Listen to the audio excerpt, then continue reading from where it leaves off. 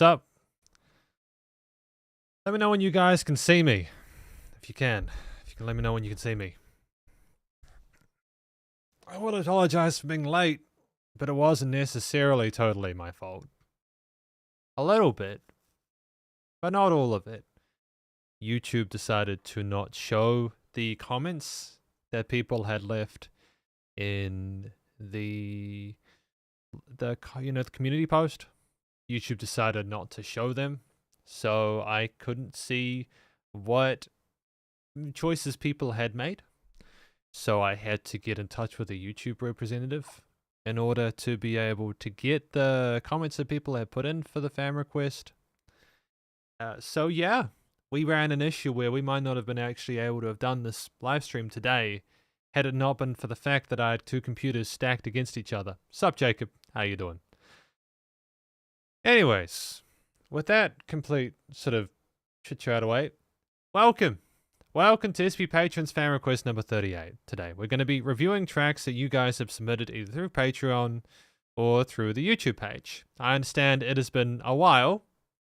Sup, Jacob? Sup, Guang Yu? Who else is here? Blue Dinner Box, Andreas, CBA. Welcome. Welcome to the live stream. We're going to go big. I understand that this may not be the right size. I don't know. We'll figure it out. We're going to get into tracks soon, but I just first of all want to sort of, for anyone who's new to this, basically, when we do live streams, usually they're either album live streams or they are fan requests. And I'm trying, there's been debate on how to do the system with these live streams. I haven't decided yet. It's not that I've been procrastinating. I just don't really know what to do in regards to, the best way to do fan requests. But I think that if I can randomize the list before the start of each live stream, at least it means it's random or whatever. Sup? How's it going? Now, who is this lovely, gentle person? Let's get that. Where is the YouTube page that I have? Yes, fantastic. Very good. Who do we have there? It's zoomed in. Awesome. I would not like to download this software, thank you very much. Someone used to refer to someone whose name is unknown. So I assume this is what it's showing me here. For your name. Welcome to the live stream. I wish Deepal would actually, scale with me making the window bigger. That would be great. That's awesome. But anyways, we're here to review tracks. So we're going to do the patrons first. The patrons who have been kind enough to put through their requests through the Patreon.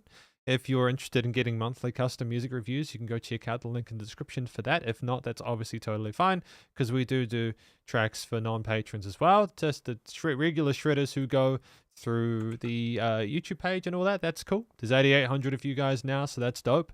We're going to get into these tracks now. I'll try not to go too long. Let me know what your day's been like. I do genuinely care. If I seem tilted, it's just because I've been trying to figure out how to do things. But this track is from Woody, so thank you to Woody for that. Woody, thanks for your request. There we go.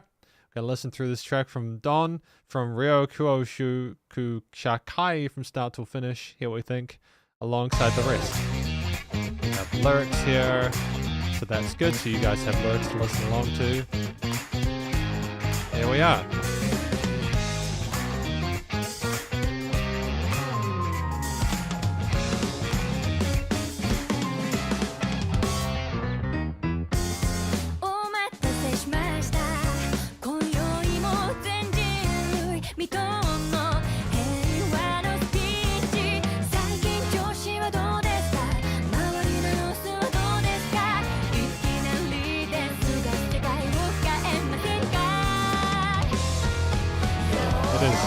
It is a heart. It's a happy song.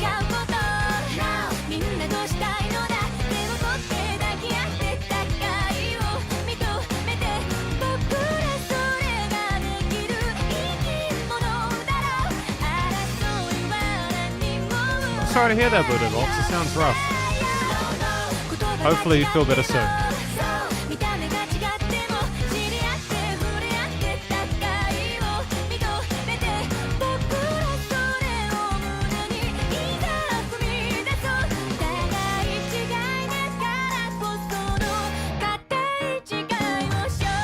charming. I love the vocals. I actually reviewed a track from Ryokuo Shoku Shakai recently.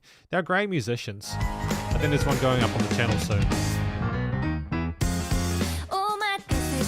Fantastic jazziness with the pianos and keys.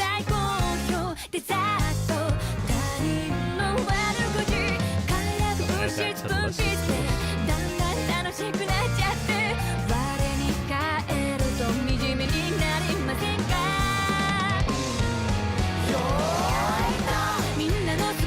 It's uplifting.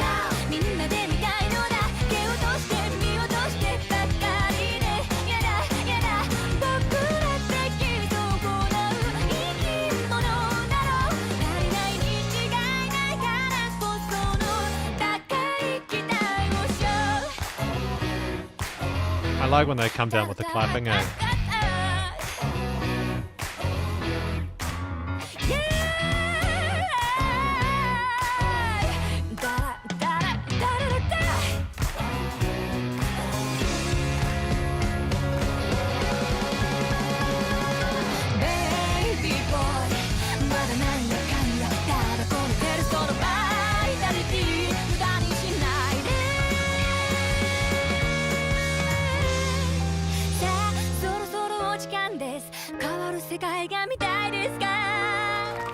Absolutely. No, I agree, Jacob. I agree with that.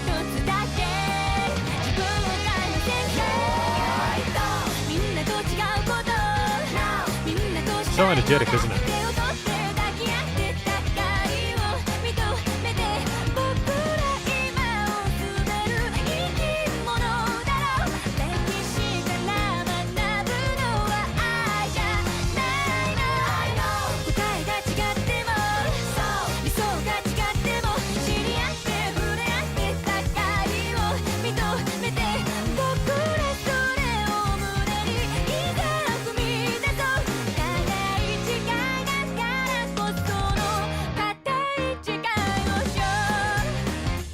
Fantastic riff they ended on.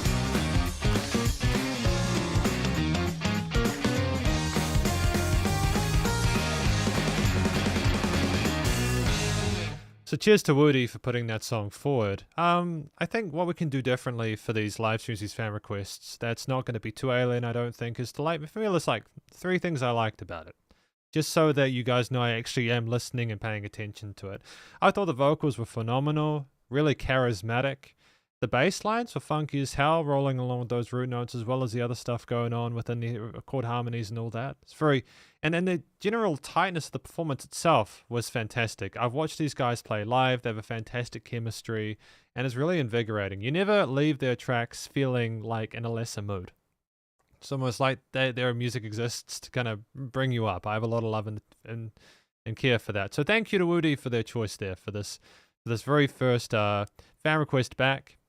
But we've got the next track from Eli with White Ferrari by Frank Ocean, I assume. Yeah, which is good. Frank Ocean, White Ferrari. So that track number 2. Bad luck to talk on these rides. Mine on the road, your dilated eyes. Oh, we have lyrics as well. Watch the clouds float. White Ferrari, had a good time. 16, how was I supposed to know anything? I let you out at Central. I didn't care to stay the plane.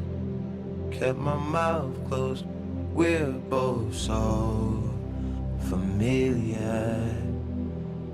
It's really kind of out there with those synth tones, those pads. There's really careful attention to detail with how they were created. You can tell I didn't just get a preset and kind of plug it in. White Ferrari,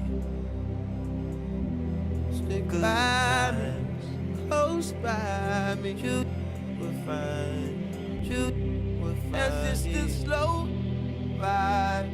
Left when I forgot to speak, so I text the speech, lesser speeds, Texas speed, yes. basic takes its toll on me eventually, yes. On me eventually, yes. I care for you still, and I will forever. That was my part of the deal. Honest, we got so familiar. I mean, it's charming, really. The way you just have those acoustic guitars and then the various vocals around the sides, the steel strings. Each day of the year, white Ferrari. Oh, good times. In this life, in this life,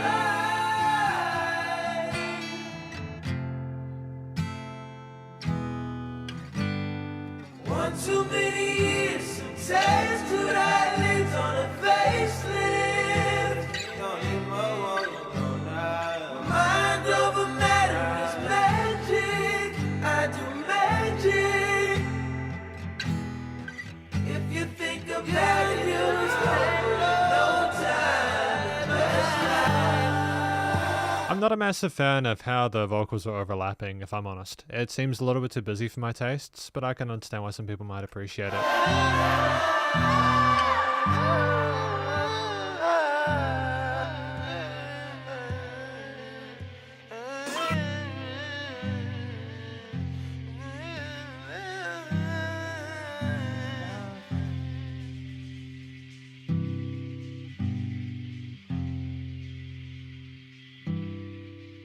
Is this similar to what Frank Ocean usually does? Is this their style? I don't think I've heard a lot of them, to be fair.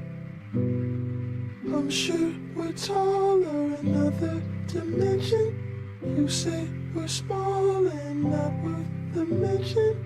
You're tired of moving, your body's aching. We could vacate, there's places to go. Clearly this isn't all that there is. Can't take what's been given, but we're so okay here. Who's Channel Orange? Blue Dinner Box, who are they? You dream of walls that hold us in prison.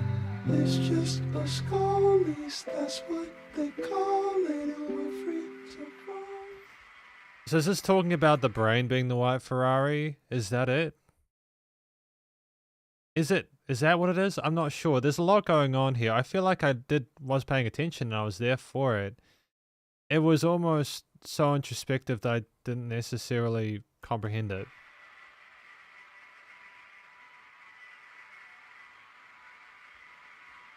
Interesting comment though, Jacob. Very beautiful in a more human way compared to overly polished vocal layers. No, I'd agree with that. To an extent, I think that it does make sense what you're saying there. The production choices sounds like a group of friends organically singing. I suppose that is going to be a little bit more... How do I describe it? Because I'm supposed to say three things I like about it. I think that I think it was very unique in the various, organic layers that they chose for it. The guy can clearly sing. He has fantastic vocal technique in his head and chest voice, and I think that there was a lot of cool stuff going on with the different vocal melodies and harmonies there. And I suppose if you're wanting a raw experience with all those synths and stuff, you got a phenomenal balance here with those tones in the first place. So Eli, thank you for your choice, for your request. I think that track is well played. I don't have a lot of complaints about this one. I just think, Blue Dinner Box says, I think for Frank Ocean, you either love it or absolutely hate it. I don't think I absolutely hate it. I don't know about you, but I don't personally hate it. I'm not looking at this because I want to be rude. I'm just looking at this to kind of hear the sound levels and stuff like that.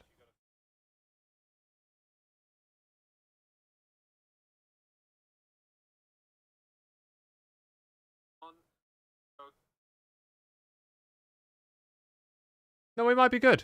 We might be good. We might be good. It sounds kind of okay-ish. I mean, I do want to put a limiter on it, but maybe my voice is, loud enough for it as it is. I don't know. We're going to continue, though. I think that it's a fascinating track, and maybe it's worth listening to him in a kind of more complete context, as opposed to, a one thing at a time thing. You know what I mean?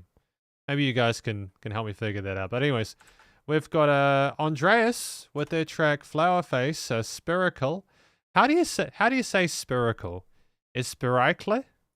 I'm not trying to take the piss, you know, I'm not trying to take the mickey out of it. We got Andreas next for your request. Eli says, I think songs on the album Blonde do take a while to get used to. Channel Orange will be more lazy. Oh, so Channel Orange is his track. I get it. Okay, it's good to know. Thank you. We'll continue with Spiracle, though. Like a miracle, Spiracle, right? Oh, there's vocals here. That's good. I like that. Thank you, Andreas. So he's done 2 albums, I suppose, then, if you guys are telling me. Anyways.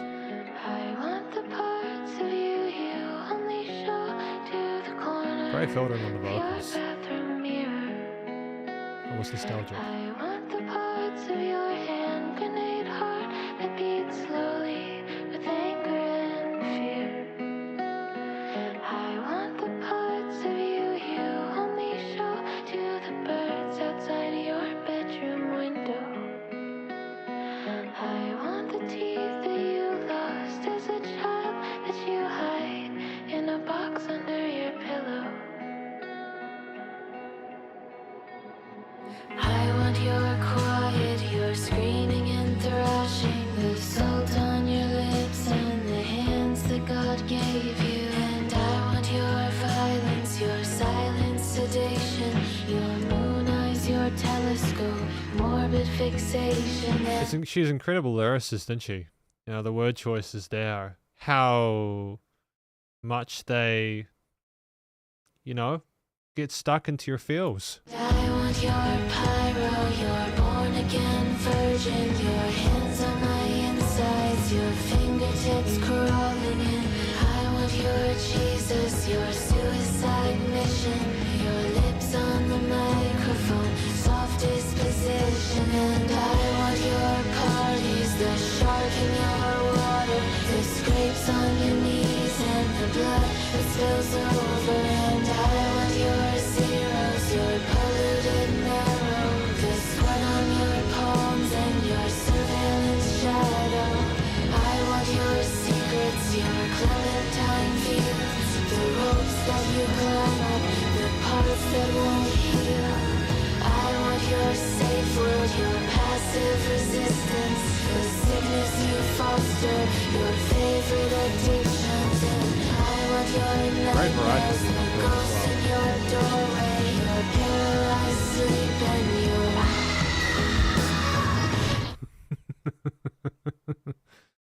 That was a hell of a mood, wasn't it? I wasn't expecting it to hit like that. I want you butterfly, I want you sailor, I am your lover and I am your jailer. Damn, dude.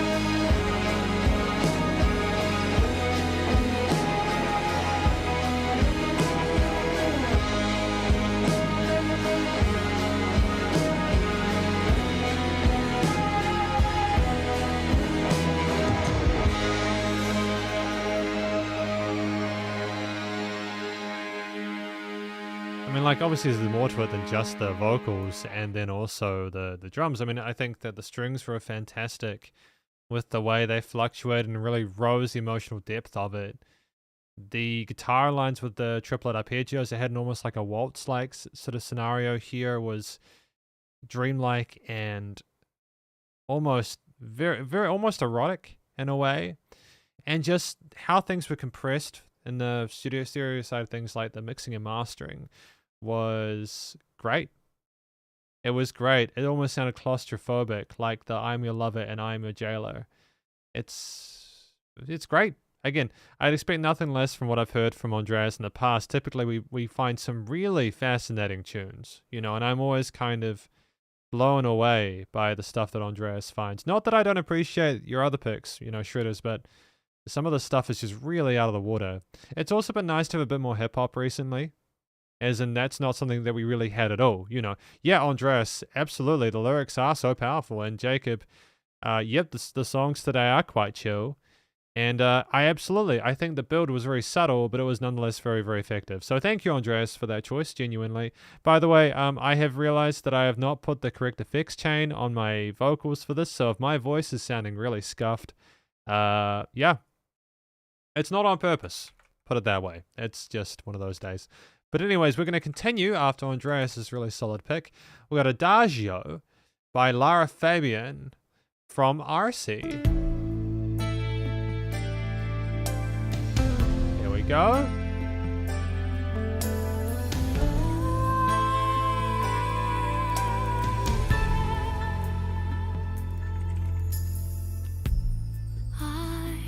Again, completely different, right?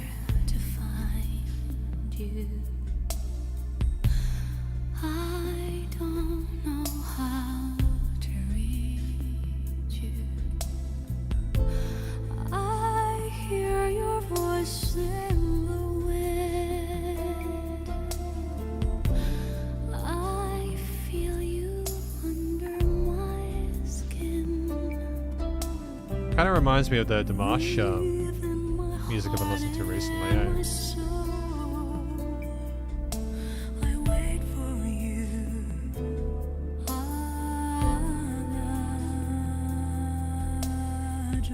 Yeah, old school diva dives for sure, man. Absolutely. All of these nights without you. Oh, right onto that chest voice. All of my dreams surround you. I see and I touch your face. I fall into your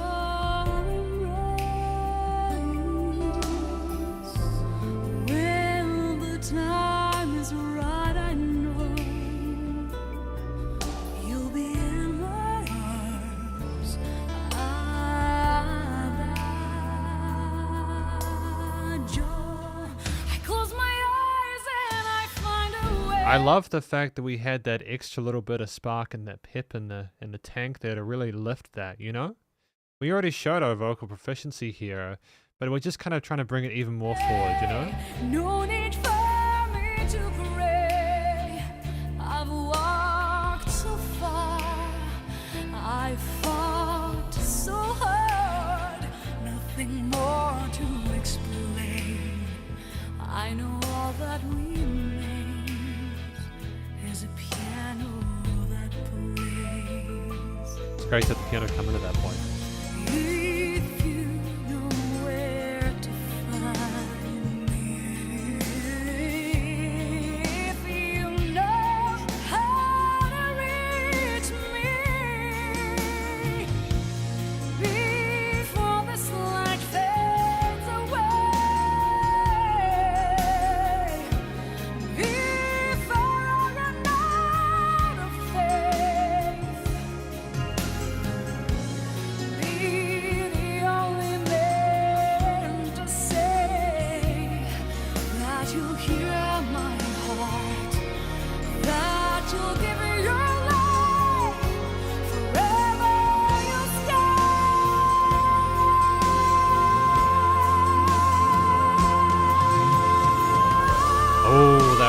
was phenomenal. That was excellent.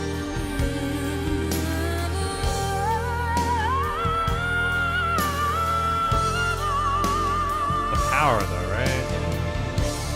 don't let this light fade away. No, no, no, no, no, no. Don't let me run out of faith.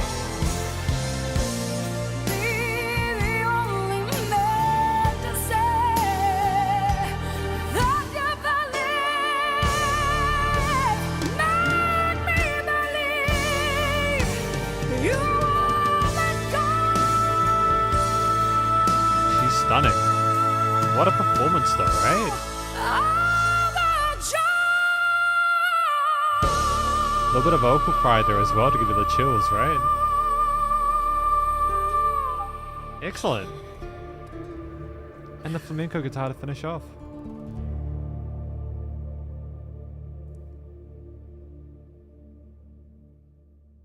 Okay, that was sick. So let's talk about that.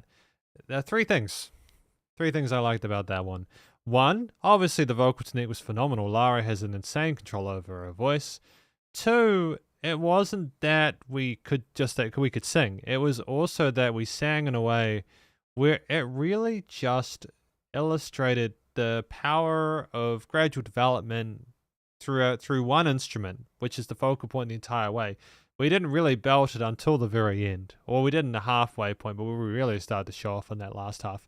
And because we took our time with it, we didn't really need to include extra, we didn't need to include extra arpeggios or or harmonies on top of that. We simply were enough with just the one.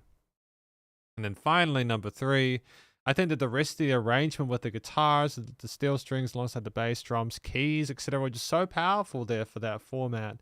They really were just a fantastic accompaniment to what Lara was doing. So it's a fantastic track. Thank you to RC for putting that forward. I am going to do something really quickly. I'm going to give you guys a little bit of background into how I do my EQing and stuff, because I've just realized this is something I've been meaning to do for a long time. And it should only take a minute. I don't know how much CPU usage this is going to take. I don't know if there's going to be any drop flames, but while we're doing, what have you guys been up to recently? What have you been doing in your lives? Have you been doing anything exciting? Because it's the weekend, do you guys get to go anywhere? Hopefully you guys get to have fun doing stuff, Doing stuff is always fun. I'm not sure if I have anything much on this weekend.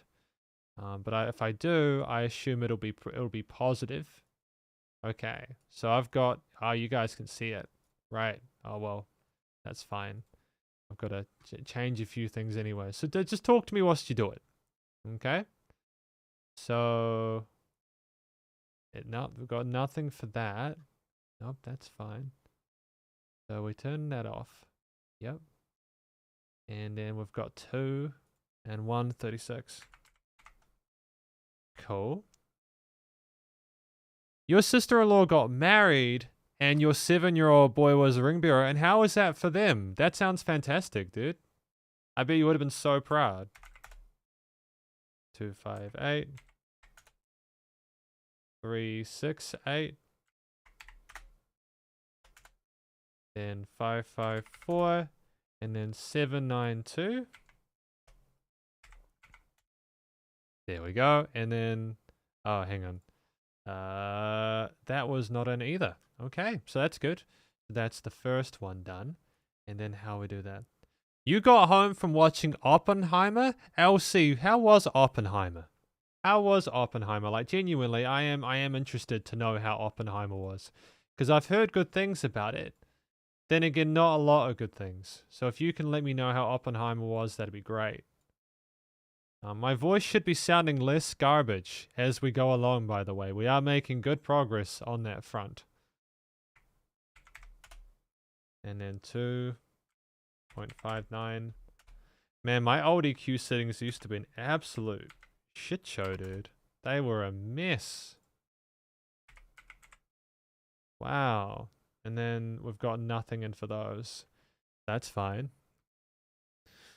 I'm grinding the songs from that band all week and rewatching Friends on this one. You're watching Friends again? Dude, that sounds cool.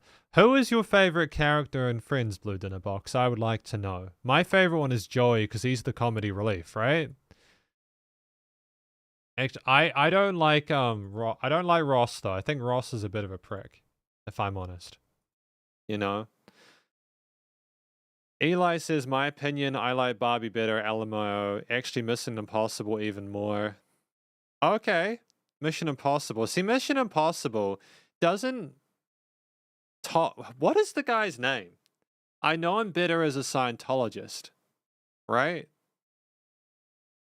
Tom Cruise? Is it Tom Cruise? Am I having a moment? Am I having a senior moment? I feel like I'm having a senior moment. 160. That's fine. So if we got the same settings, I think we have the same settings. I really hope this isn't scuffed because of this. And did I change the limiter? What was the limiter on this one? 8 and 8. Okay, so we should be good now. My audio should sound better now. If it doesn't, then that's just incredibly unfortunate. And there's not a lot I can do about that. Tom Cruise, it is. Thank you. I was having a moment. My voice should sound better now. If it doesn't, then I'm sorry. Genuinely. Andreas says, I got my Oppenheimer tickets for tomorrow. Eli says, Oppen does require you to have some background knowledge regarding the history, though, so if your friends don't know about it, the watching experience might be a bit rough. Good to know. Well, I don't have friends to watch it with. I have my girlfriend. I don't know how much she knows about Oppenheimer. And I don't think my cat would know much about it, but we'll see how we go, okay? But anyways, we're moving on. My audio is either going to be better than it was or worse because now the volume might be scuffed. We will continue. We have a track from Paul 7931 from Yellow Magic Orchestra. Let us continue with the funkiness.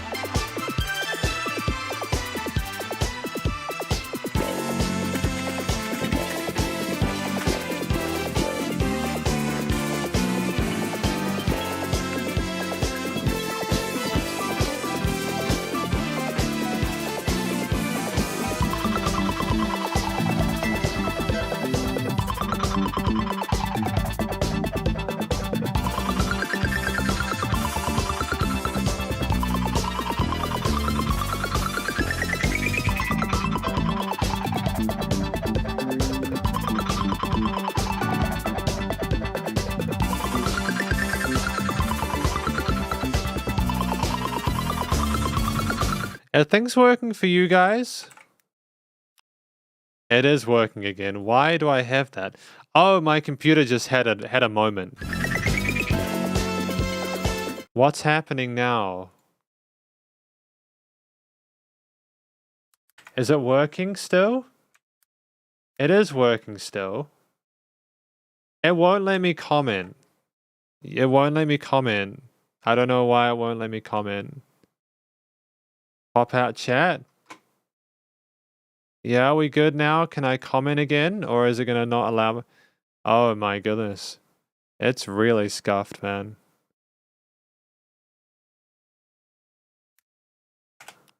Yeah, good. I'm glad I can finally talk in the chat again. Thank you.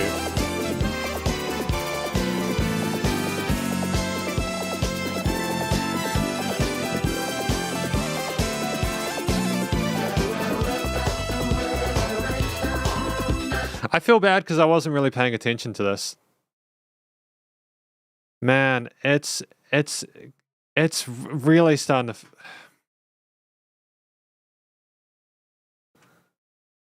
I'm losing my mind.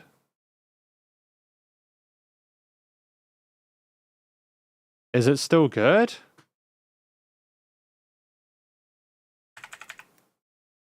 Are we okay?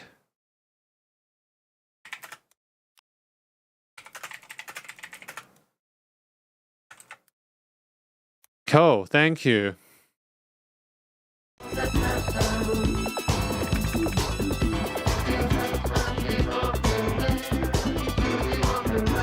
Here we go, I finally sent it away.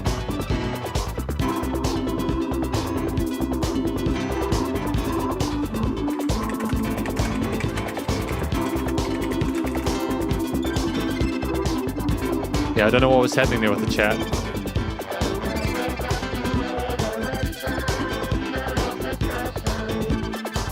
YMO is a Japanese electronic music band that Ryoichi Sakamoto joined in the Urchi days. Good to know. Good to know. See, I wasn't aware of that. I think that they've clearly got a fundamental understanding of the technology behind it.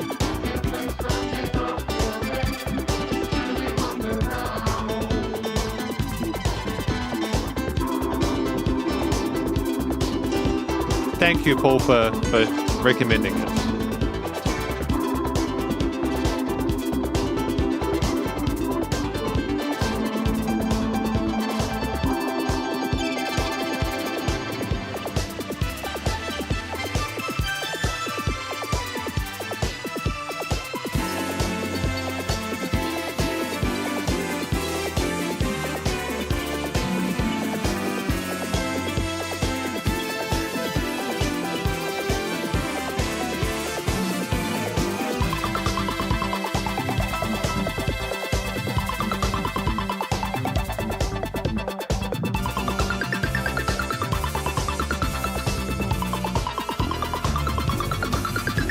Yeah, I can't get over the fact that this was made in 1979. Did you guys ever see the old school synthesizers and how big they were? They were massive, dude.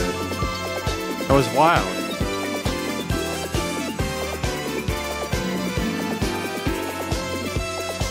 These synth leads though, in addition to the sequences.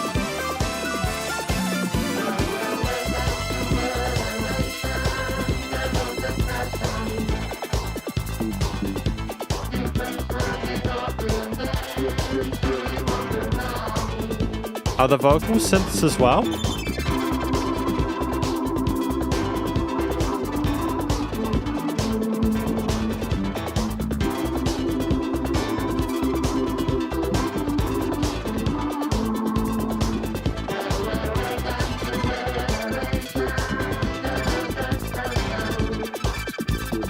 I mean, it's a little bit too intense for my tastes in certain respects.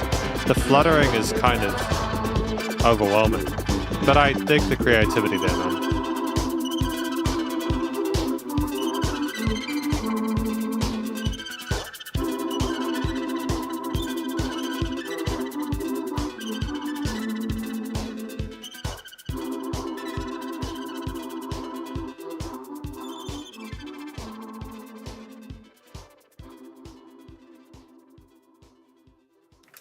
I mean, when you think about the technology we have now with synthesizers, it's crazy that they were able to make that back then. It's fantastic. So, I mean, like, we got this, just before I go into it, Paul says, Ryuichi Sakamoto is a fan of French director Godard, and Pero the Madman was the first of Godard's films he watched. The song pays tribute to this movie. Hey, cheers for letting me know. I've never seen Pero the Madman, but would you recommend it? Is it a good film, or is it kind of one you need to kind of take a couple of hours to watch and kind of think about afterwards? How would you grade it? I'm not.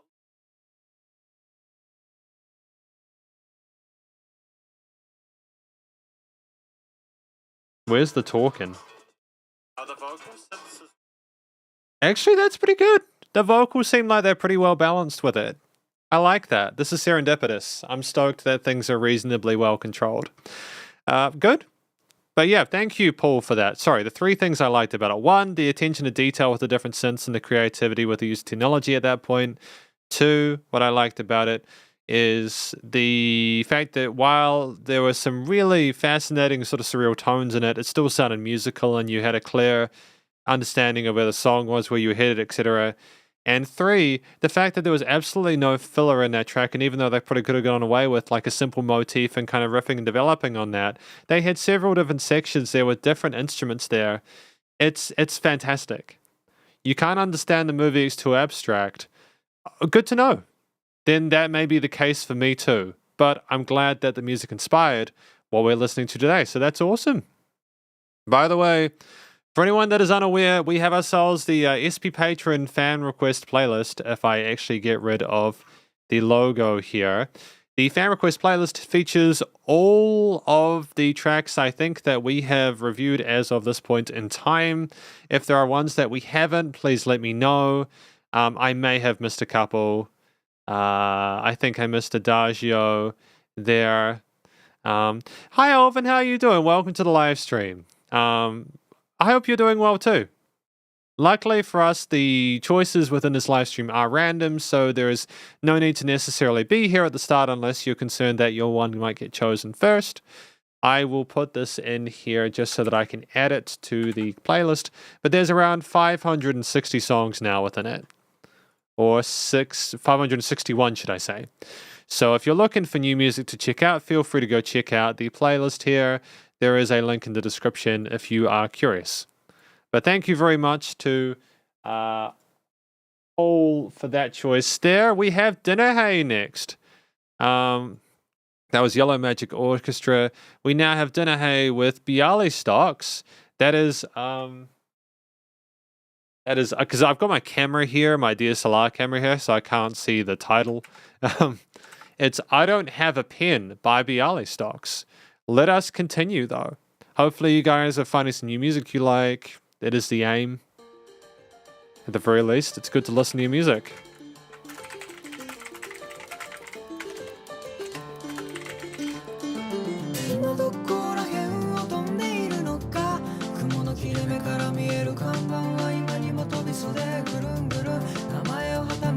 So busy off the bat, but in a good way.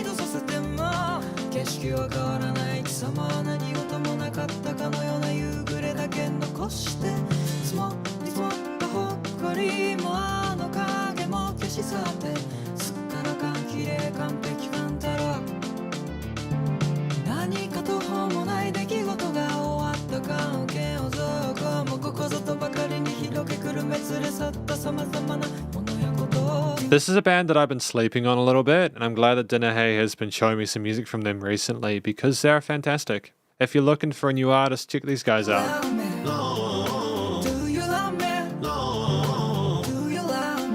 Absolutely, Eli. Agreed.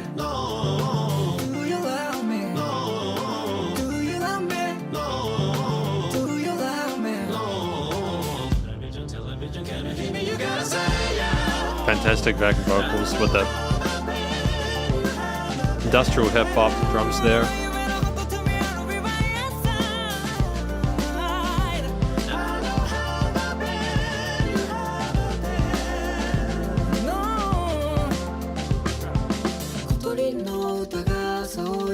I wonder what their session at DIW would look like. How many different instrumental layers they have.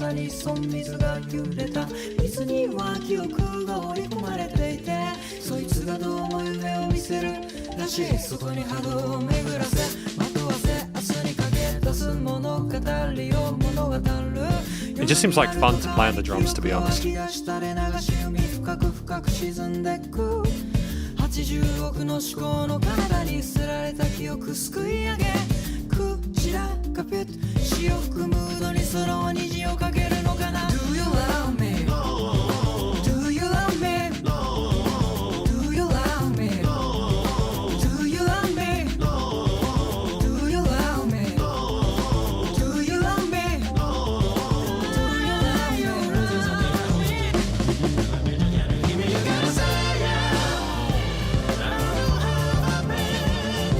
Great use of falsetto there with the fascinating scintillators.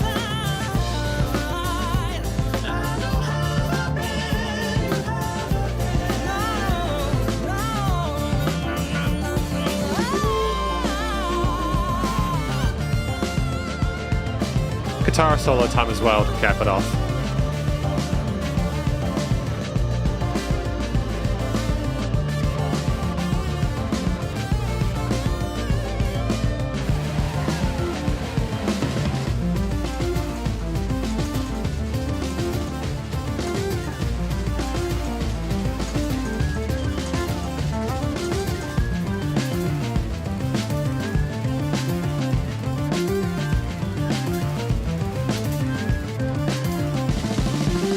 I mean, like, there's so much going on with the guitars, bass, drums, and vocals there that we really just have to appreciate the attention to detail there. So thank you first off to Danae suggesting more of their music there.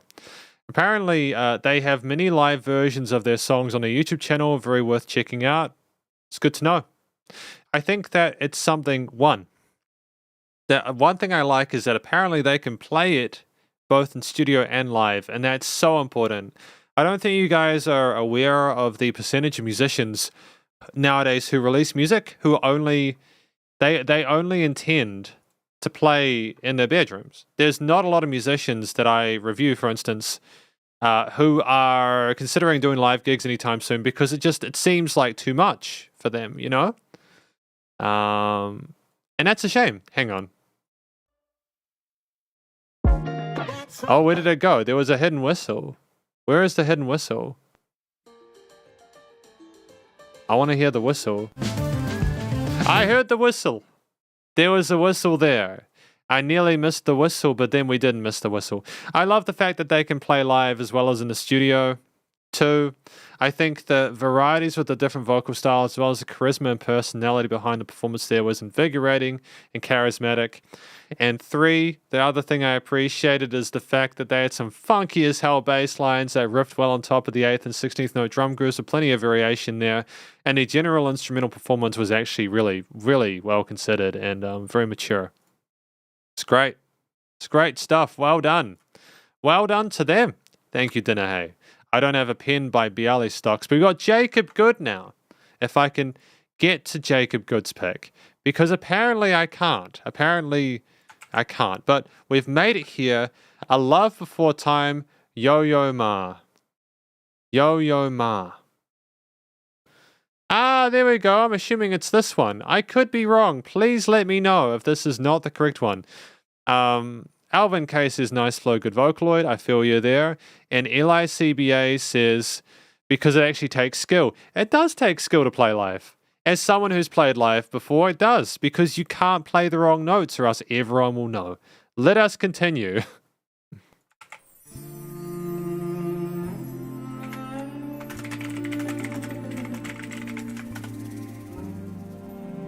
But I think that's why you need to play live, you know? A Love Before Time. Oh, Yo-Yo Ma is the composer. Just before I continue, Jacob, I did read through what you mentioned about that. Thank you. I did. I appreciate you putting the information forward now, but I do remember you added context in your submission. So thank you for that.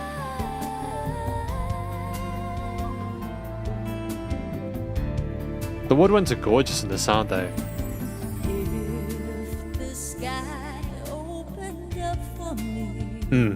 Absolutely, Andreas. All right, rest in peace.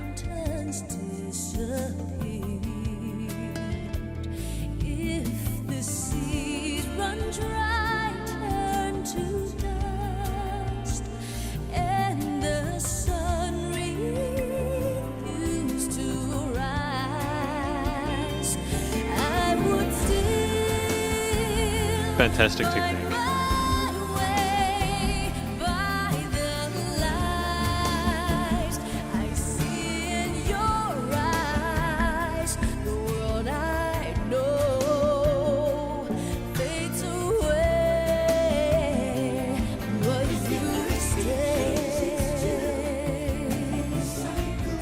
Circle of life, baby.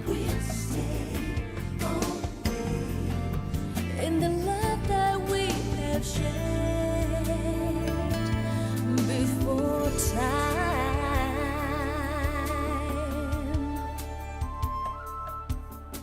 This is another reminder to use headphones when you listen to music, because can you guys hear, if you're wearing headphones, all the pitter patters, all the hand drums go to do do do do do do do. Can you guys hear that? It's great attention to detail with the panning in the stereo field there from a studio perspective. If these take away every memory that I had, I would still know the way that would lead me back to your side. The North Star may die, but the light that I see in your eyes burn there always by the love. Great call and response. Before time.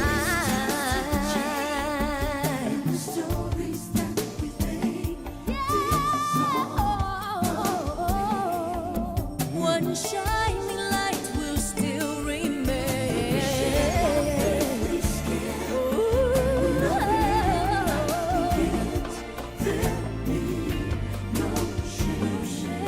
Just the love that we have made before time. Beautiful harp on the left side.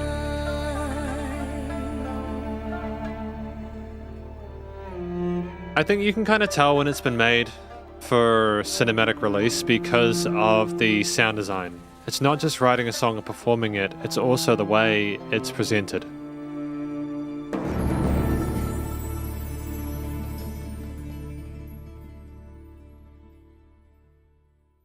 Very well considered, though. I'm personally satisfied with it. Thank you to Jacob for that choice. I'm going to read through this properly because I feel like I need to elaborate.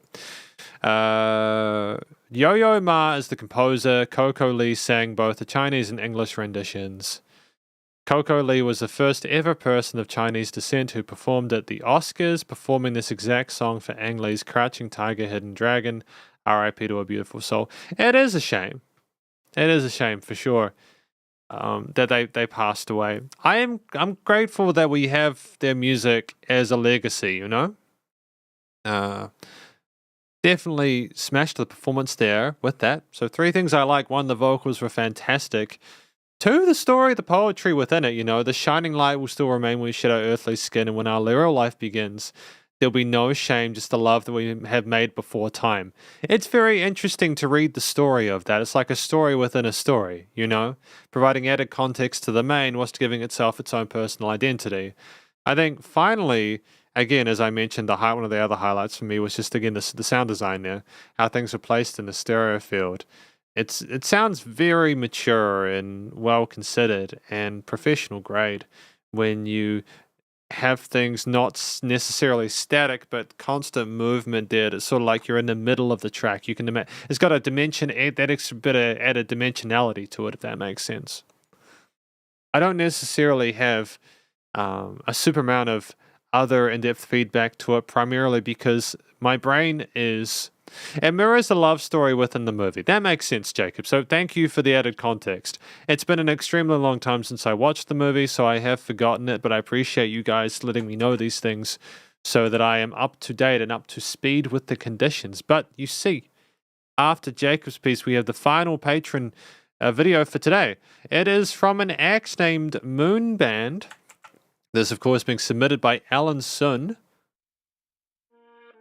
Let us continue.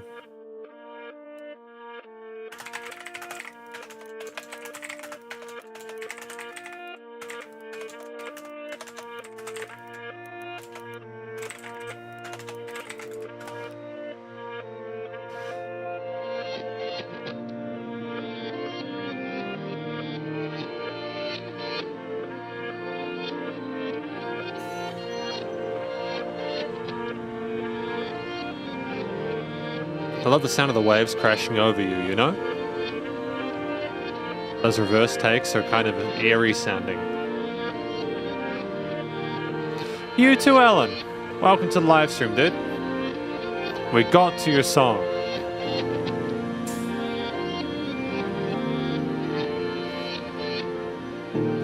What do you like about the song, Alan? What do you like about it?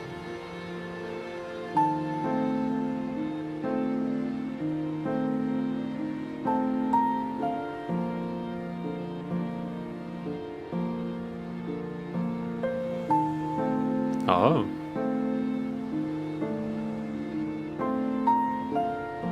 That is a charming piano line for sure.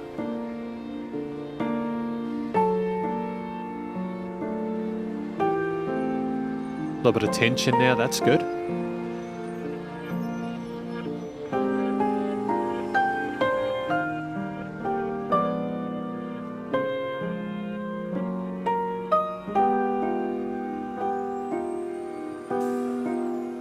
Oh, you can kind of hear someone getting off a bus, can't you? That's what I like. I had a bit of an argument, or rather I've had a disagreement with a client on Fiverr, and part of it's because they were unhappy that I said to them that I think when you write a song, that song needs to tell the person what it's about or give indications without, if it doesn't have vocals. So you know how songs can have stories in them, right? Or they can have vocals and they tell you a tale. If you've got an instrumental, I think it's really important within the track to have bits of Foley, like maybe bus noises or sounds of rain or something like that, to help the listener understand where you are. The person I was chatting to was unhappy because I said that they needed to do more of that because I had no idea what the song was about without the extra information they provided to me. You know, they were unhappy about that. But I think that when bands like Moon Band do it, it works very well. It just gives you a bit of assistance with the themes, right?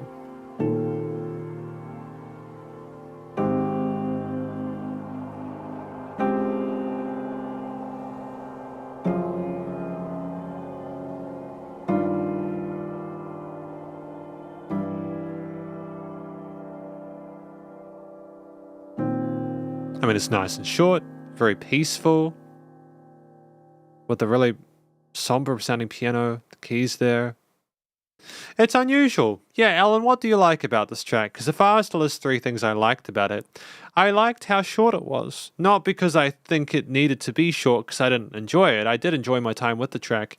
But I typically appreciate when you get musicians, they write songs that are a bit more petite. Because if they do that, basically they're saying, I can fit your sort of pleasurable experience into a song within a space of a few minutes. It saddens me when people feel the need to write a longer track thinking it will be better. That's not necessarily the case. It can be, but you have to continue to have it to be as good or continue to improve over the whole entirety of that track. And I think when you can do a song like this in 2 minutes and convey what you have within that time, and it's effective and it's smart songwriting. Addition to that, I think the piano lines with the relatively simple progressions there with the occasional little bit of tension there with an unexpected chord is smart because it kind of gets you used to a mood and then it kind of goes beyond that and it kind of takes you a bit by surprise, and that's great. I think finally, what I like about this track is how cozy it was with the rain and the sounds of the bass and everything like that. It kind of makes you almost relate to it, you know, simply from the art there of like being in the convenience store. It's wonderful. You know, it just makes it feel like you're just a normal dude going to a convenience store and you're listening to this as if it's your own life. That's what I liked about this track. And Jacob, I'm really glad to hear that it's relaxed, man. I wasn't sure how it was going to go. You guys know how I can be kind of temperamental. I haven't had a great day up until now, but this has definitely put me in a better mood. So when I say to you guys that I genuinely appreciate hanging out and doing these fan requests, I mean it from the bottom of my heart. I really enjoy being able to listen to this music and being able to sort of check it out with you. It actually makes my day. If anything, it's just been kind of figuring out how to do these fan requests in the first place. That's been an absolute pain in the butt. And there are people who have been asking which ways I'm going to do stuff, and it's just tiring, man. I think that this has worked today. Hopefully, most of you guys are happy with it. I understand if I was late today, and I'll own that. You know, even though it wasn't my fault that YouTube blocked the comments and I couldn't see them. I could have gotten that done earlier, but anyways. Thank you to all the SP patrons who have submitted their picks so far. We are, of course, going to continue with more songs, as we definitely have more time for more songs today. But I'm going to go and quickly get myself my bottle of water, because of the fact that I had to sort a few things today, I have reviews to do after this live stream, and I want to ensure that my throat is going to be okay with me talking for more hours. I'll be right back. You guys can see the new room. There you go. This is the new lesson room. It's a bit bigger than the old place. In fact, it's about 2 to 3 meters. 2 or 3 times. Nice little space.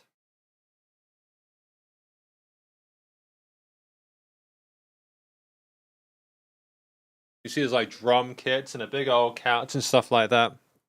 I got you got guitar amps on this side and pianos and stuff like that. Nice to have a room to be able to do that stuff in. But there does need to be better lighting in here because it's too dark. It's too dark. The room is too big for the lights I had previously. So I need to install better lights. It's time to go to bed. Blue dinner box. Have a good sleep, my dude. You have a good sleep, alright? Keep yourself warm, alright? I don't know what it's like where you are. Here in New Zealand, it's wintry and garbage. So hopefully it's warmer where you are. So we're going to continue with the reviews now. Going to continue with the requests. We've got Omabala with Meatloaf, all revved up with no place to go.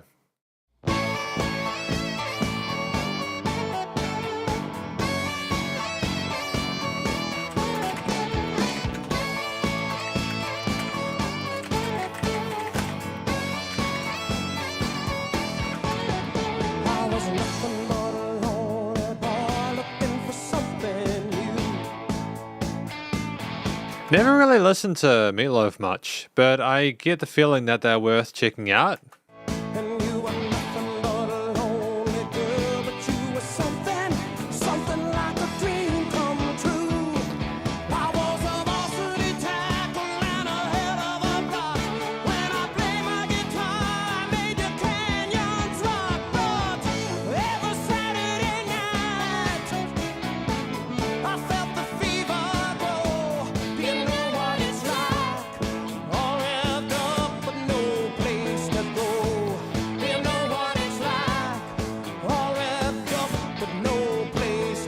Was this meant to be heavy back in the day? Like, when did this come out? 1977. Oh, okay.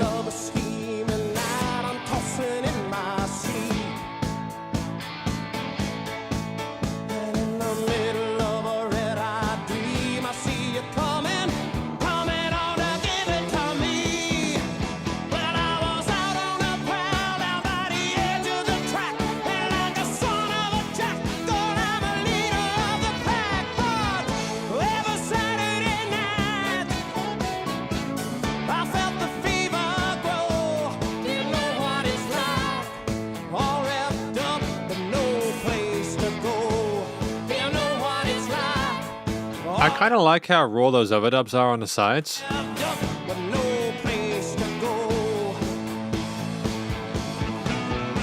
the use of a saxophone, that is a sexy saxophone.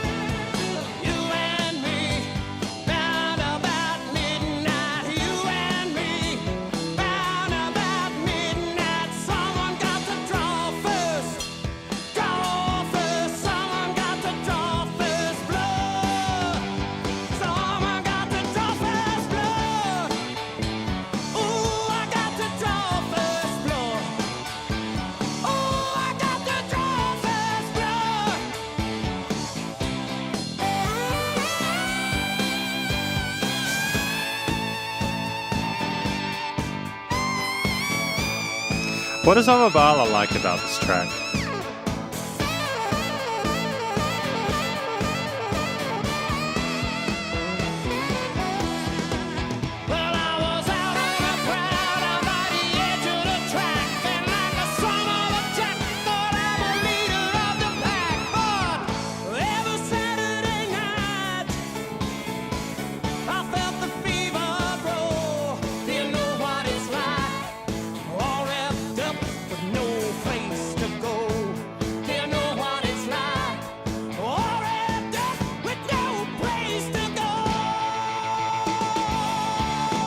We're going double time now? Not bad. Oh, this is fun.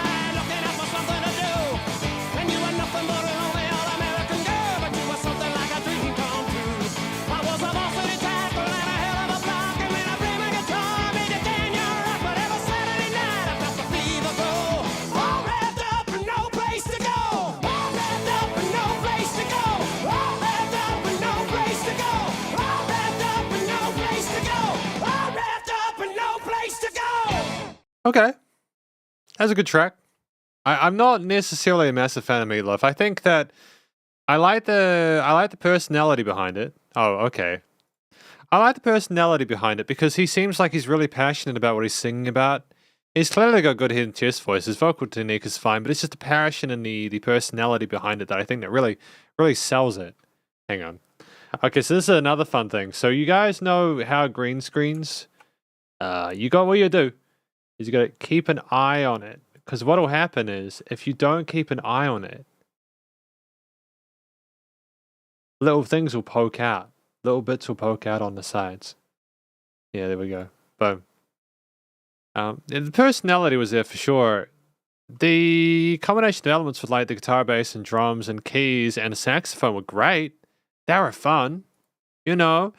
I don't know why I was expecting it to be heavier than it was. Like, I look at the album art and it looks like a death metal cover.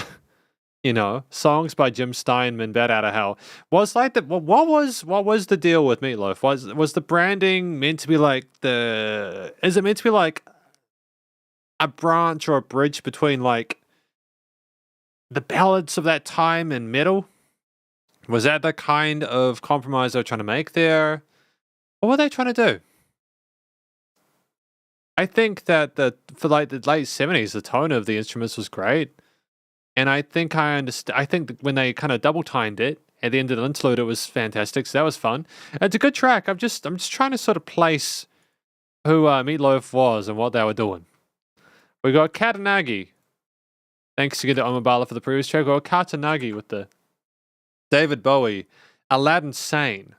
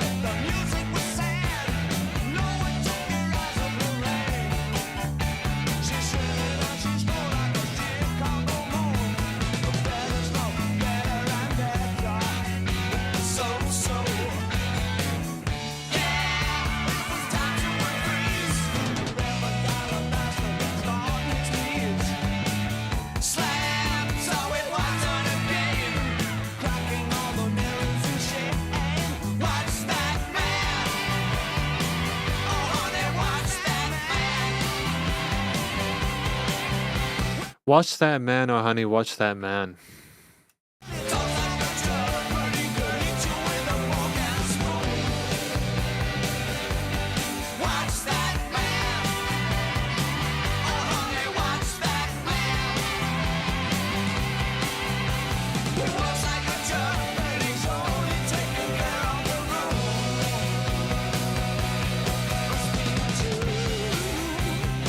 I mean, like, it's busy with the guitars, the bass, the drums. You've got that charismatic kind of unique way that Bowie sort of communicates throughout it. There's sort of a weird, sort of unique sort of like strangeness and funkiness to it that you kind of just got to fall in love with. Eloquently talking about the party that they're at.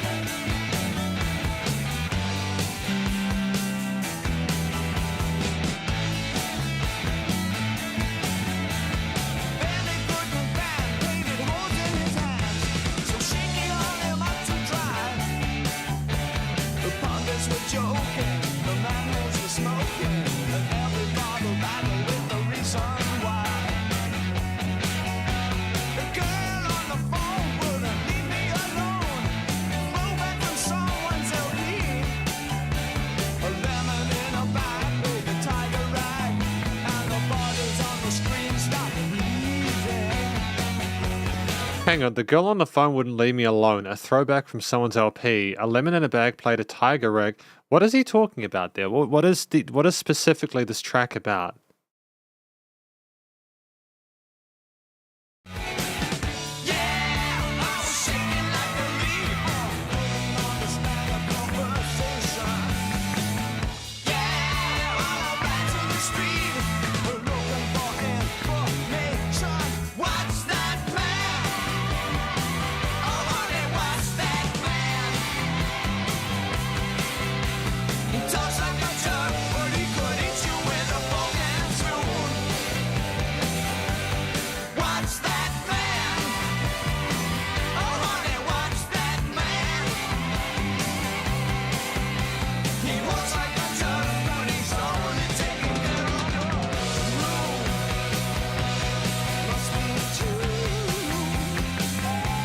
So how are we going to finish it then?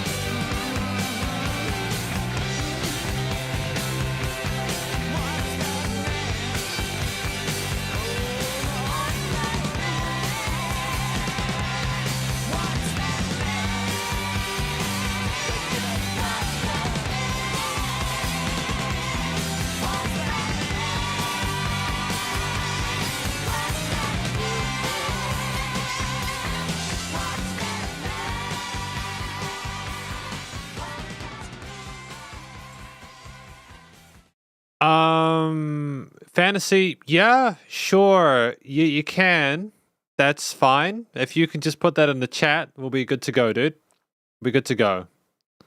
I mean, I get what the song was about. And I appreciate the fact that Katanagi enjoys it. Thank you, Katanagi, for your request. 3 things to like about this one. I think that the storytelling kind of invoked the strangeness, maybe the trepidation of the situation. There's a little bit of a warning within it. He talks like no jerk, but he could eat you with a fork and spoon. I think it's reasonably palatable for, like, when did this come out? 1973. So that makes a little bit more sense. I can get those kind of 70s kind of vibes from that. You know, the ladies look bad, but the music was sad. No one took their eyes off Lorraine. It was nice to have the guy be the dangerous one instead of, like, the woman be the dangerous one. That's not me doing a hot take to try and get cancelled or anything silly. That's more simply the fact that I think a lot of the time there's, like, the whole kind of Black Widow complex where the woman is a femme fatale, but then guys can be like that too, right? Anyone can be like that. So I think the story was good. The vocals were solid. I think it was nice to have the lady backing vocals as well, kind of resonating on the sides for the Watch That Man part. That gave it a bit more oomph. And the bluesy undertones of, like, the lead elements there were kind of spicy, I suppose. It's not my favorite David Bowie song, but I can nonetheless appreciate that it exists, and I think that it's performed well. It's making me nervous that, like, I'm answering people's questions and I'm not sure if it's going through clearly, or simply people are taking the time to think about, like, what is being said here. I played the wrong track. Fuck, did I? Fuck. Why did it? Oh, right. Because I played the album.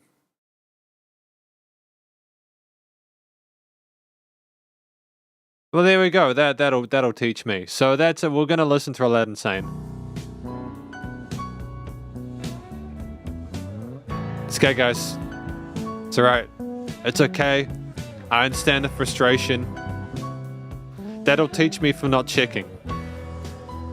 Thank you for letting me know. See, this is how I know people are paying attention, you see. I was thinking, what does this have to do with Aladdin Insane?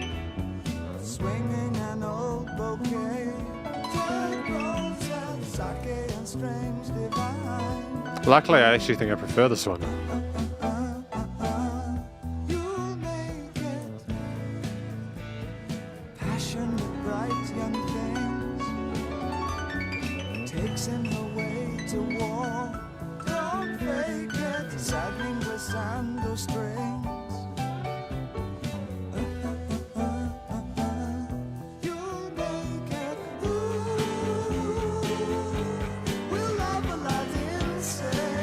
I suppose for anyone that likes David Bowie, you get 2 tracks, so that's great.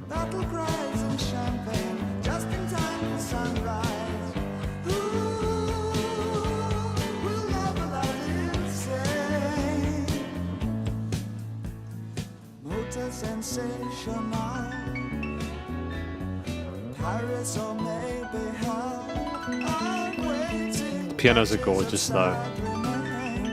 Like, honestly, that's some of the cleanest piano tones I've heard in quite a while. Really eloquently captured.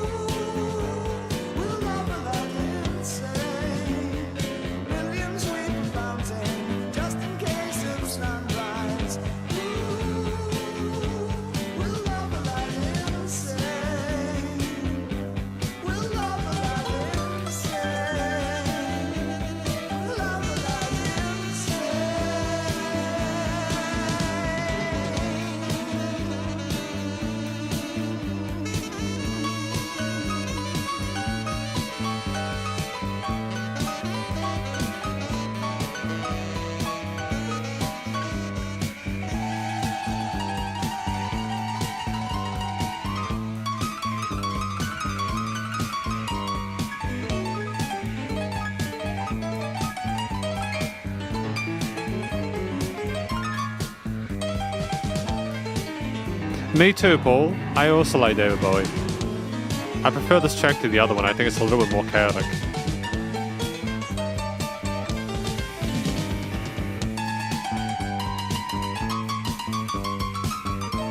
What do you guys think of this piano solo?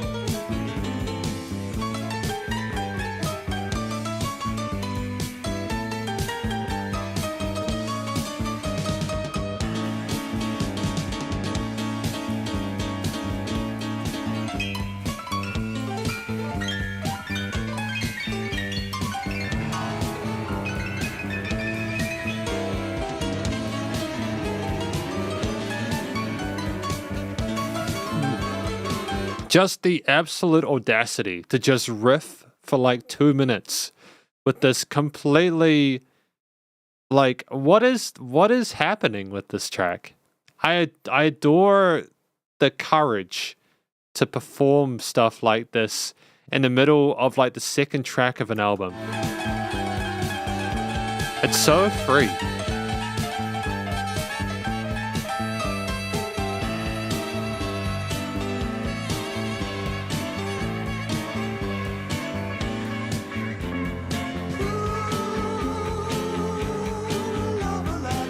See, we're just coming back into this now. Like, what happened?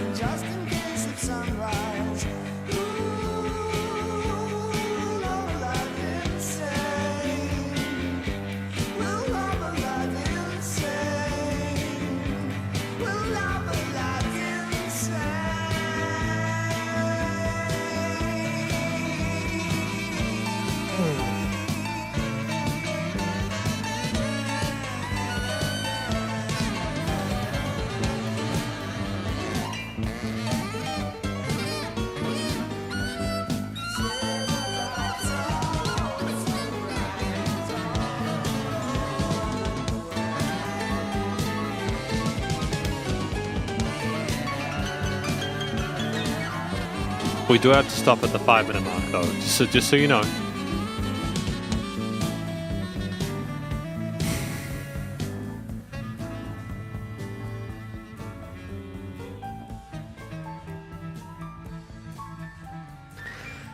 So for those of you who like David Bowie, you know, you got an extra David Bowie song, Aladdin Sane. I'm undecided whether I like that track or not. The premise, we'll let it play out for the entire time. The piano's on the right.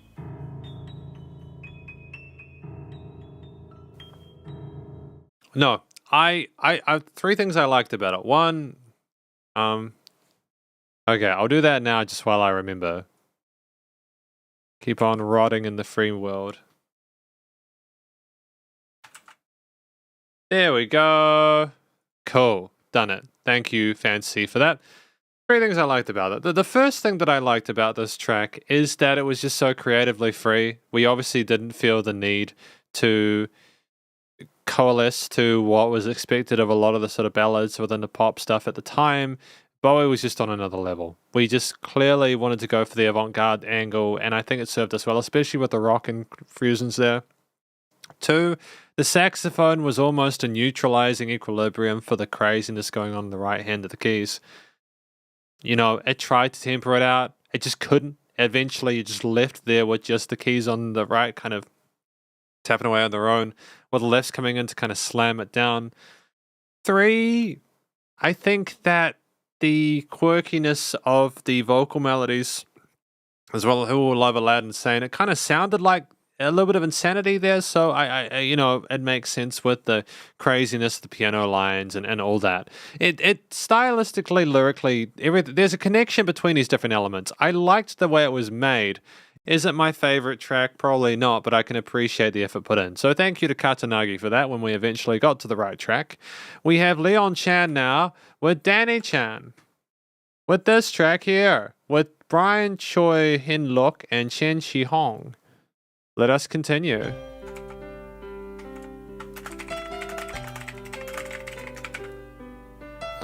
This sounds familiar to me, and that's good. Ah, the lyrics. There are.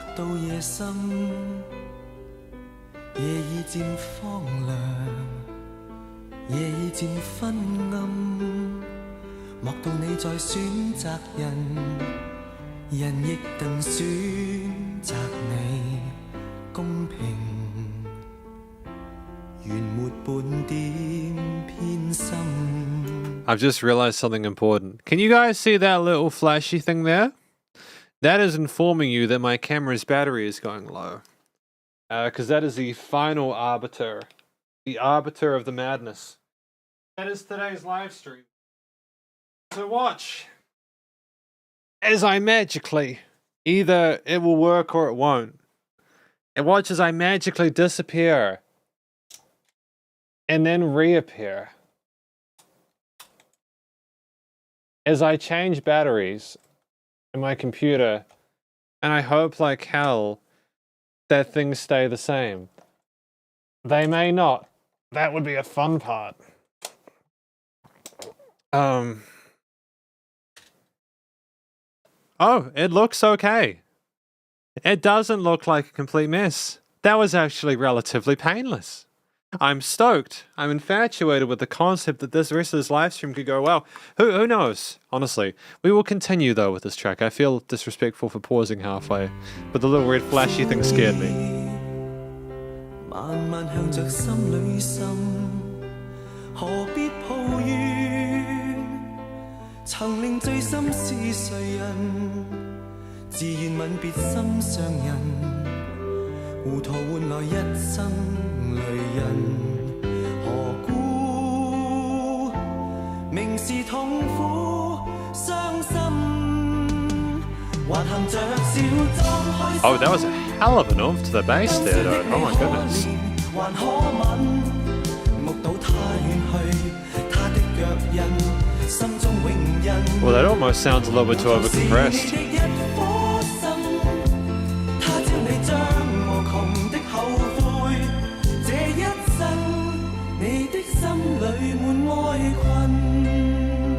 They bass boosted that kick. That kick is not naturally that loud. That kind of blows me away a little bit. I'm surprised they got that much power out of it.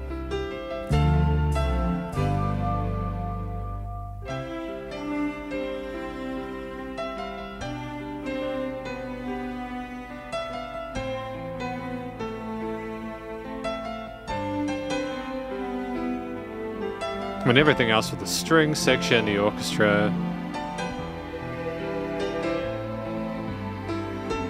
The theme is beautiful.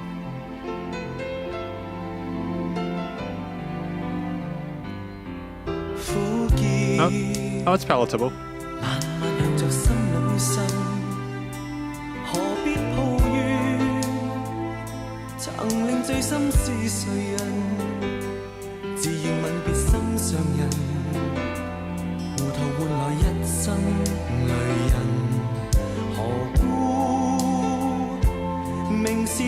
Oh, Shin.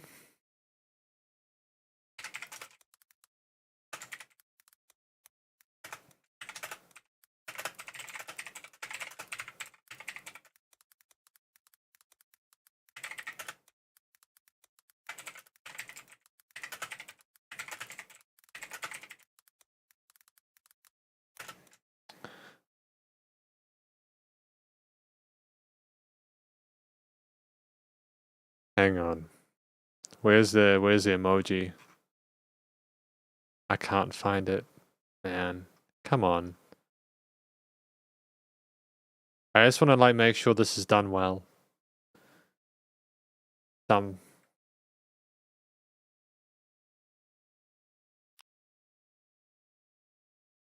Yeah? That one. Go away. Go away. Go How do I get rid of that? If you want a song reviewed, please submit now. Patron and get priority. Cool. 傷心，還含着笑裝開心。今宵的你可憐，還可吻，目睹他遠去，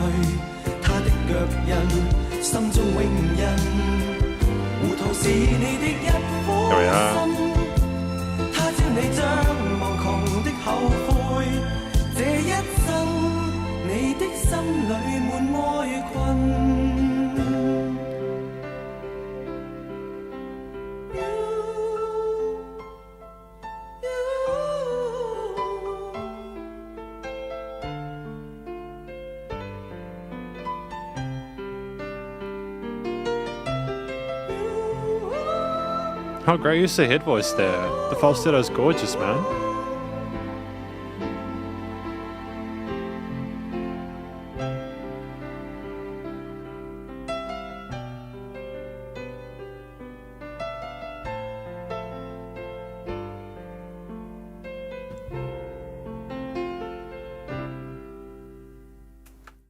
Awesome. Great. That's charming. Really beautiful track. I can tell that's a classic, and it probably means a lot to a lot of people. I apologize for pausing in the middle of it. I just needed to really sort of clarify that via text. It's 3 things I liked about it. 1, I think that the vocals were stunning. They clearly are comfortable with their head and chest voice, the vocal techniques, etc. And they did sound like they cared about what they're singing about. 2, I think that it was luxurious with the timbres and textures within the arrangement with the various instrumental layers, including the strings, the pianos, and the basses. The bass and the drums was great. 3, I actually kind of like the courage that they had to go and put that bassy kick in there, the accent on the quarter note. It was spicy. I don't know if it'll work in every situation, but it just had a bit of oomph to it that I kind of find is missing in a lot of tracks that I come across nowadays. And it's a shame. I think that you can get away with having a bassy kind of accent on the opening bar of each section if it makes sense to do so. It's great though. Thank you very much to Leon Chan for suggesting that or recommending that. And we have the next track from Leon 1985 should I say, Tom Waits, Grapefruit Moon. Let us continue.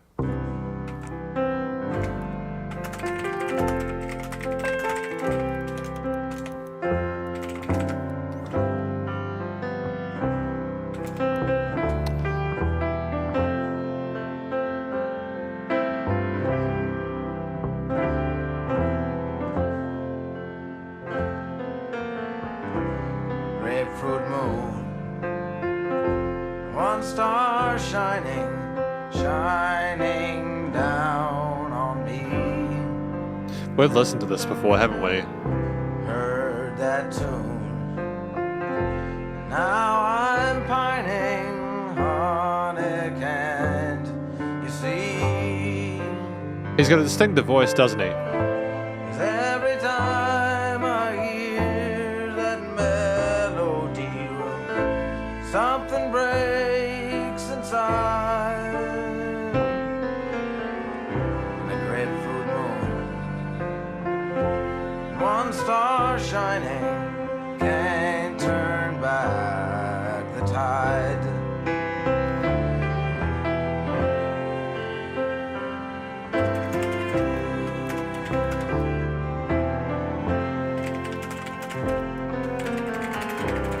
Never had no destination. It's okay. Let's just pause. Okay. I know that it's been a bit confusing with the fan request live streams. It's okay if you don't submit a song. It's just the way we used to do it, where we had the fan requests be a thing where everyone did it at once, was very stressful. So this is why I've been trying to get people to submit their requests before the fan requests exist, so that I can randomize the list and have everything played there. If you are an SP patron, you get priority pick in the SP patron fan requests, so you get picked at the front of the queue. So it's okay. Shen Yida, if you're watching this, you haven't done anything wrong. It's okay. It's okay. We can just do your pick now. It's okay. It's all right. Everything's okay. Okay. It's okay. It's all good. All right. Nothing's wrong. No. It's okay. It's all right.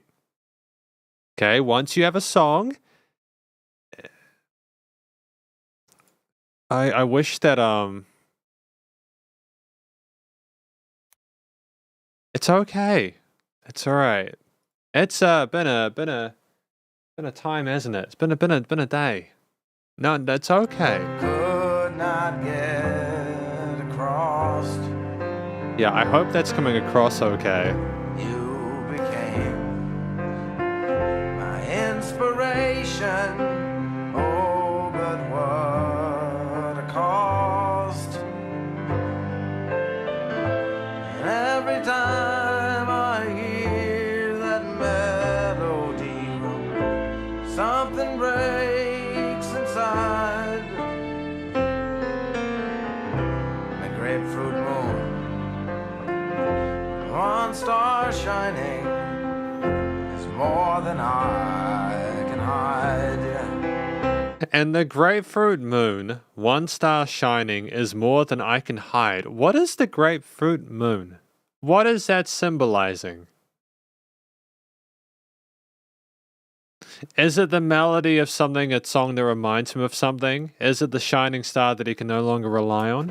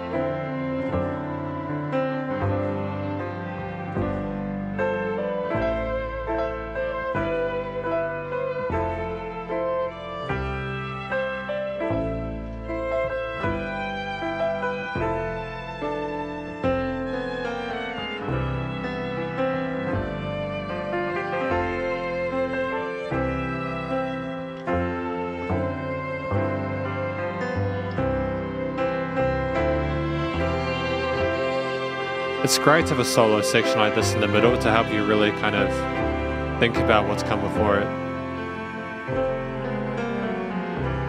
Now I'm smoking cigarettes and I strive for purity.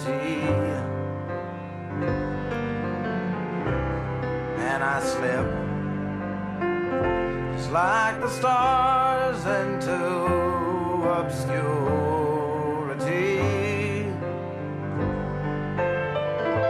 But every time I hear that melody, puts me up a tree. The grapefruit moon, one star shining, is all that I can see. The low buzz of that cello is sensational. It's a great recording, man. When did this come out? 1973. It's crazy that it came out 50 years ago, man.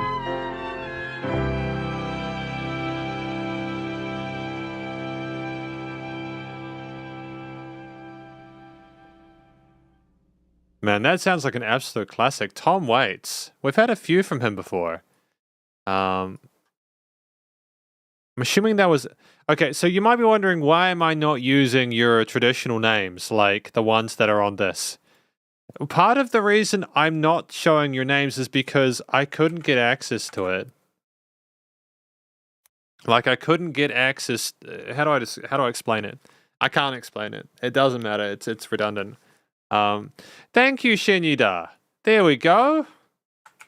We can do that track now. Now, for anyone who don't be upset, Shinyida is an SP patron. This is SP patron fan request, so they get priority in this live stream. I understand some of you've been waiting a while for your songs. We will try and get through as many more as we can within the next 15 minutes. I will be stopping at 7 though, primarily because I have an appointment to go to after this, and I want to make sure that this ends nicely. But we're going to continue with this track here. Here we go.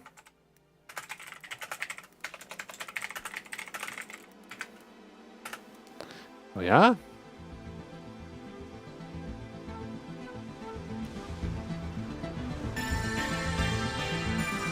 This is beautiful, though, isn't it? What is this about?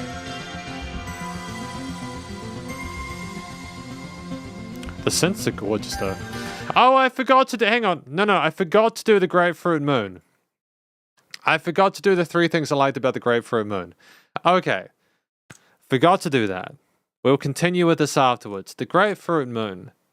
What I liked about that... Yeah. Don't worry. I remembered, okay? I remembered before you told me, Elsie. Okay.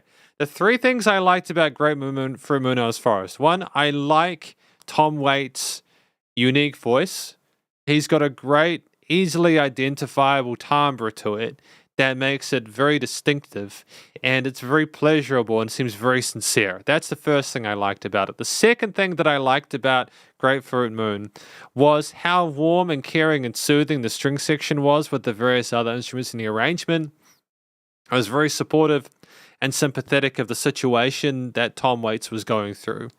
3, I do like the idea, the vulnerability displayed by Tom Waits when he was describing the feeling of that melody reminding him, putting him in that place where all he can focus on is what it reminds him of. It's interesting. It reminds us all that we each have triggers or experiences that remind us of nostalgia or previous memories, for better or worse. And I think that Tom Waits summed it up. So thank you, Elsie, for that song. I assume it's yours. I could be wrong. I think you've sent through Tom Waits before. If I am incorrect, I apologize. But we're going to continue now with Shin Yi-da's track, where I will hopefully remember to do the 3 things I liked about that too.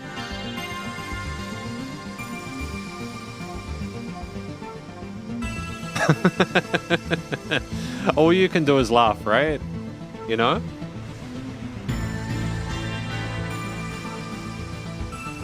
I'm wondering when those stereo pan synths are backwards and forwards, you know?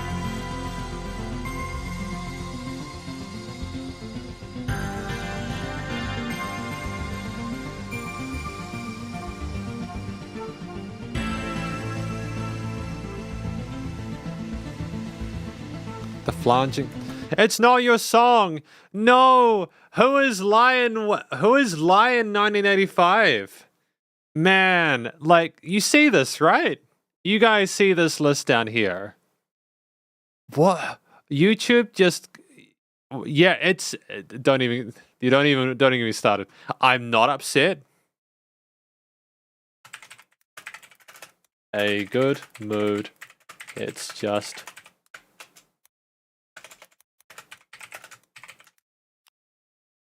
I'm in a good mood. It's okay. I'm in a good mood. It's alright. I like this song.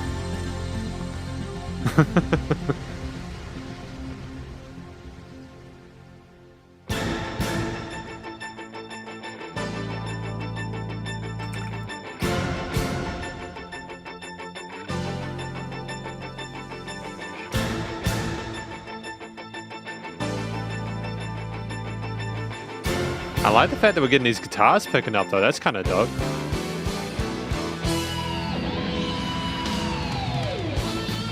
Oh, man, the tremolo work is wonderful, dude.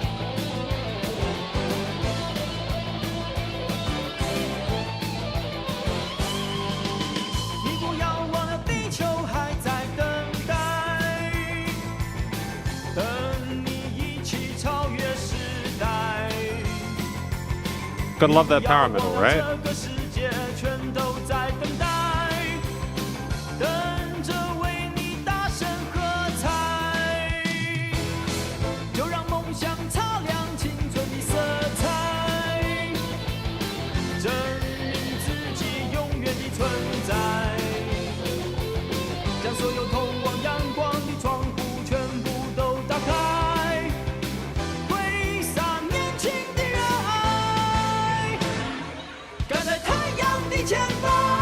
Are there extra guitar solos in this?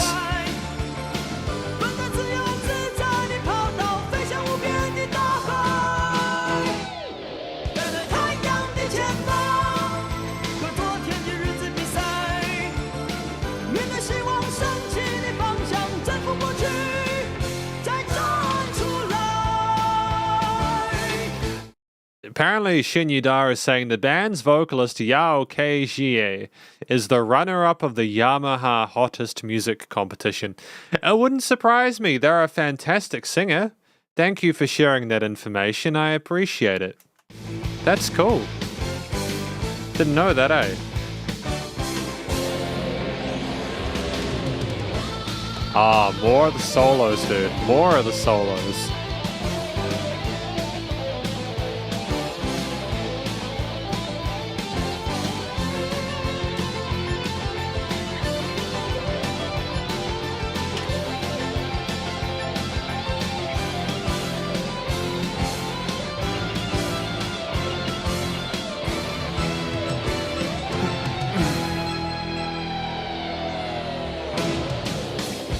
I mean, like, it's so great how we have that bell curve, things rising up here, and then we kind of go down after that big finish, that solo, that climax, and we're just slamming it, man. And little sparky choruses as well.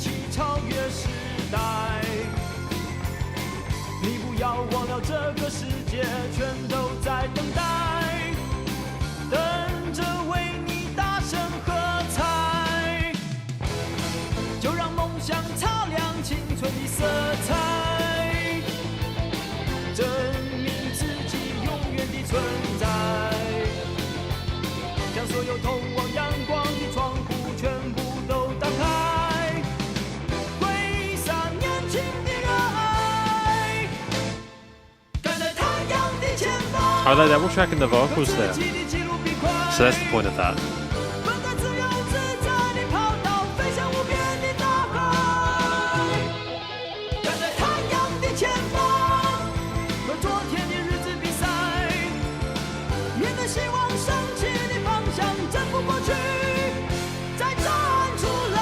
Kind of reminds me of a lot of the power metal bands from Japan that I heard back in that period, you know?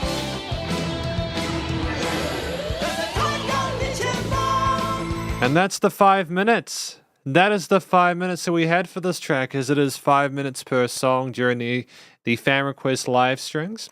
We have got some additional information from Shin Yida, though. We have the champion of the year was Zhang Yuxing. That's what I was remembering. I remember that we discussed the Yamaha Hottest Music competition and that Zhang Yuxing won it. But it's good to know who was the follow-up. I can understand why these guys came second. Not because they're like, I think they're like lesser musicians, but like they're exceptional, you know? The drummer of the band was also the best drummer of the year, which is cool. The lead singer's tenor range is often compared to that of Yuxing Zhang. That's good to know. And they even released a compilation with Yuxing Zhang. Well, see, I didn't realize that, but it's great that it's good to know, because the thing is, without you guys, I wouldn't know anything about this music. Unless I, of course, knew the musicians that we were talking about. But a lot of you guys, you have listened to different music growing up, or you listen to different stuff on your playlists than I do. And it's great to get exposed to that, even to bands like, like Meatloaf or Tom Waits that I might not have personally been as familiar with. It's still great to be able to sort of spend time with them and appreciate them. You know, so thank you for sharing your music with me. I do, I know there's a 5-minute rule, and it's okay if you don't listen to the whole thing. I just wanted to recommend this band to you. For the info and...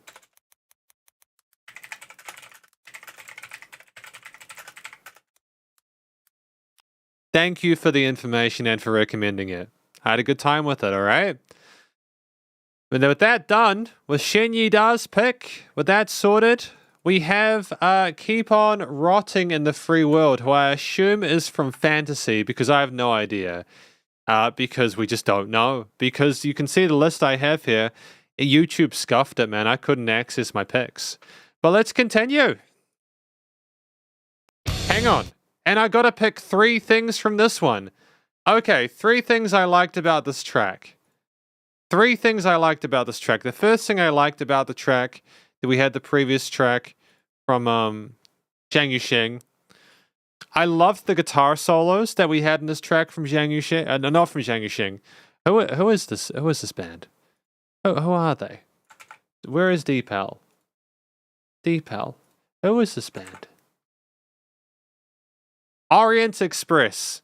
The things that I liked from Orient Express were they had fantastic vocal technique, and the guitar solos were absolutely incredible. And I love the power and the energy behind the performance. You can tell that Orient Express really cared about the performance they were giving to the listener, and they were incredibly tight with their performance as well. You know, such charisma with it, you know. It was good fun. So those were the things I liked about that track from Catch the Sun. Apparently the track is titled Catch the Sun, if I'm not mistaken. But we shall continue with this track, Keep on Rotting in the Free World.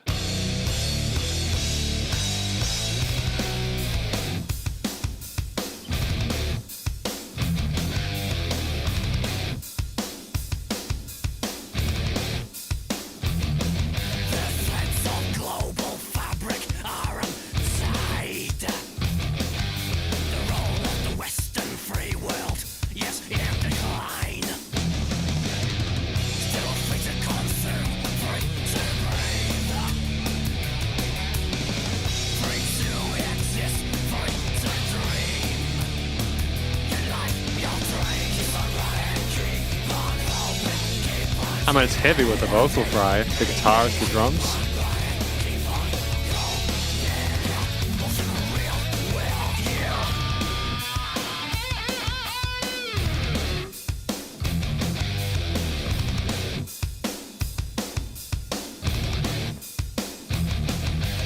Is this play on words of Keep on Rocking in the Free World?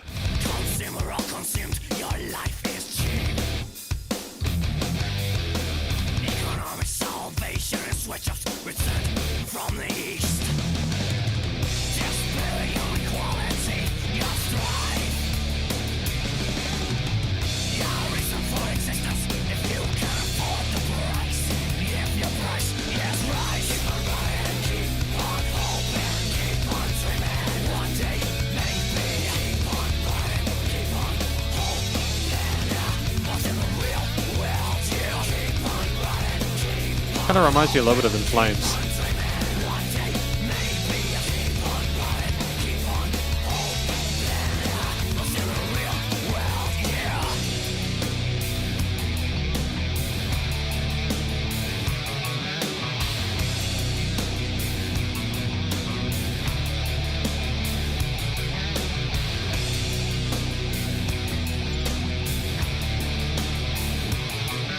Oh, sup, Kale? Thanks for subscribing.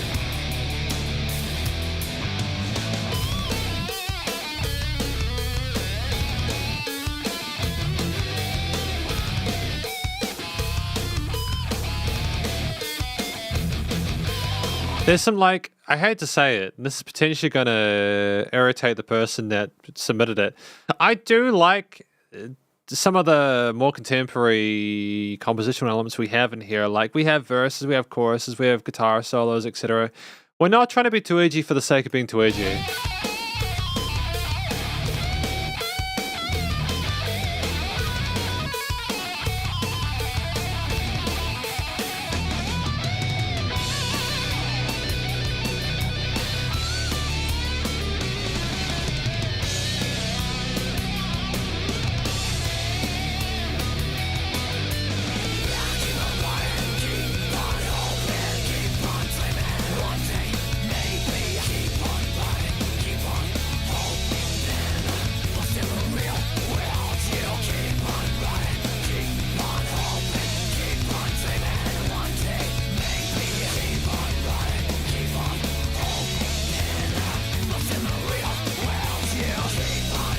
I'm going to repeat that motif on the way out. Cool.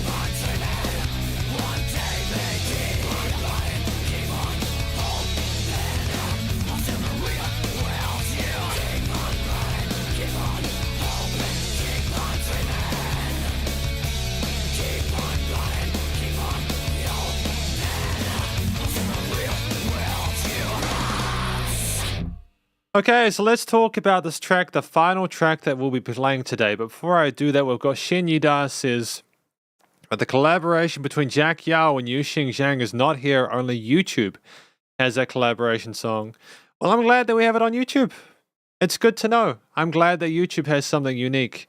Usually, you'll find that a lot of stuff is kind of actually that's just really silly thing to say. I don't know why I'd say that. I take it back. There's a lot of unique stuff on YouTube.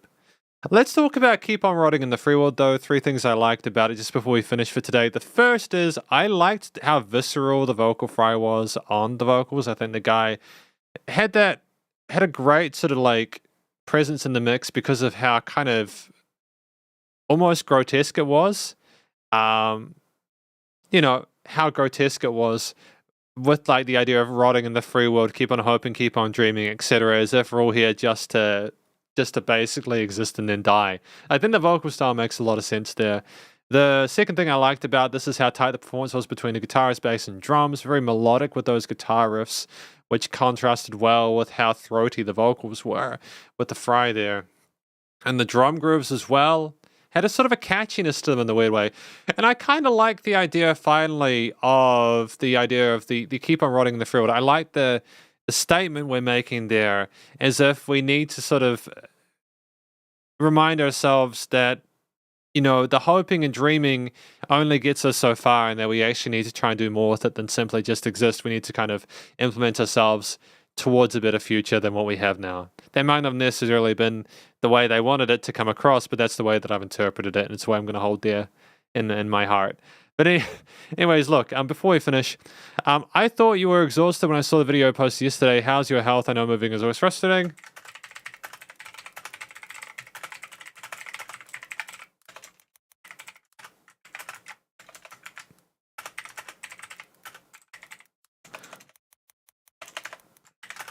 I mean that genuinely.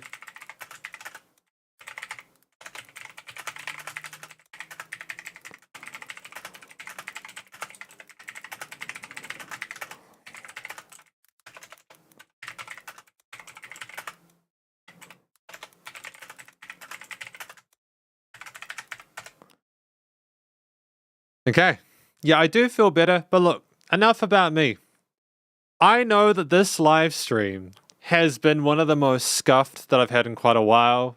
There may have been people that have been wanting better. I aim to do better. We have done the first live stream in your new place. Everything that could have gone wrong has gone wrong, and we got through it. I didn't throw a tantrum. We played a lot of music. The SP patrons got their picks done, and so did the un-SP patrons. You guys shredders got some songs played. Thank you for all of your music that you submitted. I don't know when the next live stream will be. I'm hoping it'll be when I actually know what I'm doing with this stuff, because apparently I've forgotten how to do them. There will be videos on the channel. You're welcome to watch them. You may enjoy them. I recently did a review for Shinyida of a track from David Tao for Reimagined, so that was great. And hopefully you guys have a fantastic weekend. Stay cool, Shredders. Spiderhands out.